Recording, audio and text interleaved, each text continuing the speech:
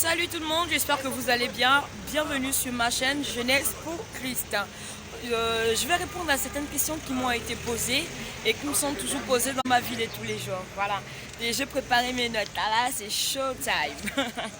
La première question, déjà, c'est la foi. Et c'est quoi la foi pour moi?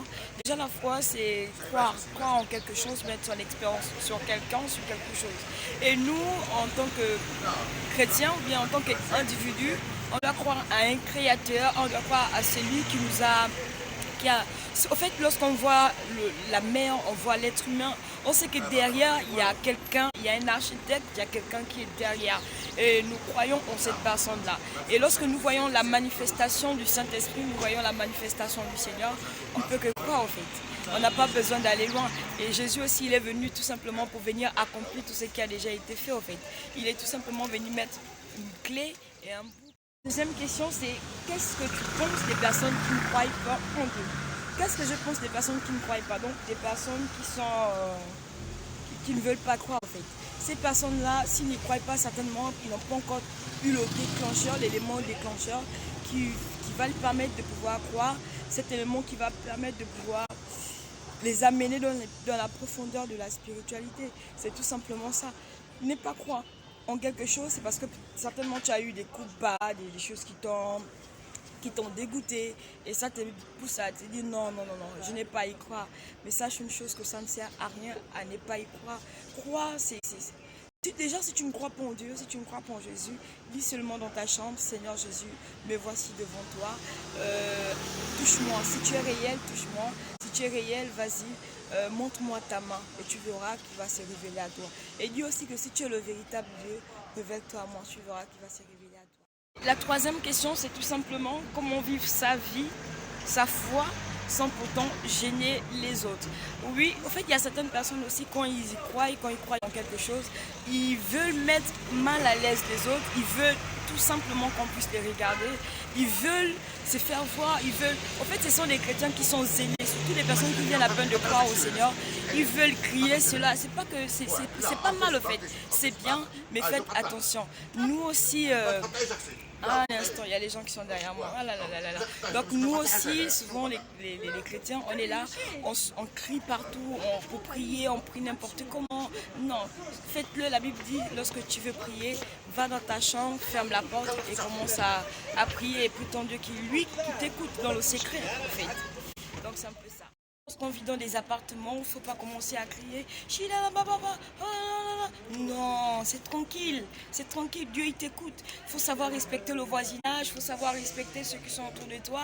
Il y a des différentes religions, il faut savoir aussi les respecter. Donc c'est souvent important de pouvoir exprimer sa foi, mais tout en respectant les autres. Et aussi il y a d'autres personnes, lorsqu'ils acceptent le Seigneur, ils réunissent sa famille, il réunit totalement son entourage, il réunit tout ce qui est autour de lui. Alors que Dieu ne demande pas ça. Il y a d'autres personnes qui commencent à insulter leurs parents, qui commencent à manquer du respect à leur entourage. Ça ne sert absolument à rien. Au contraire, lorsque tu acceptes Christ, tu dois commencer par contre à te rapprocher des autres. Pas en les gênant, mais en voulant les attirer au Seigneur. Comment j'ai connu Christ? Quand j'ai connu Christ, c'était difficile. Hein? Donc, en fait, il y a des personnes qu'on appelle des Thomas. Quand on dit un Thomas, une Thomas, moi j'étais une Thomas. Parce que c'était vraiment difficile pour moi de pouvoir accepter, parce que j'étais catholique. Et lorsque je suis allée à l'église, c'était pas ça en fait. C'était vraiment pas ça. J'allais juste pour l'ambiance, mais pas me donner ma vie totalement au Seigneur. Donc, je disais souvent, je voyais les autres et je les admirais, je les appréciais, la façon de parler, je me disais comment ces personnes-là ont le courage, font pour pouvoir parler. Mais c'est là où je disais souvent à Dieu, si c'est vrai, eux ils sont dans la bonne voie, révèle-toi à moi. Et quand je disais révèle-toi à moi, c'est pas n'importe comment. Envoie un ange me parler. Je veux voir un ange devant mes yeux. Je veux voir un ange devant moi qui apparaît devant moi pour me dire ma fille c'est moi. J'avais souvent ces exigences que je donnais souvent. Et je pense que c'est le meilleur choix que je puis faire dans ma vie. Et c'est la plus belle expérience. Et je conseillerais aussi à certaines personnes qui n'ont pas encore vécu ça de pouvoir le faire. Et à chaque fois que je demandais toujours à Dieu de pouvoir m'orienter, de pouvoir me dire si c'est lui. Et il me répondait. Quand je dis donne-moi ce signe, et il me répondait. Donc je disais souvent je veux voir un ange. Et la nuit quand je dors, je vois un ange. Quand je me dis je veux voir ceci, la nuit aussi quand je dors, En fait, s'arrangeait toujours à répondre à mes questions.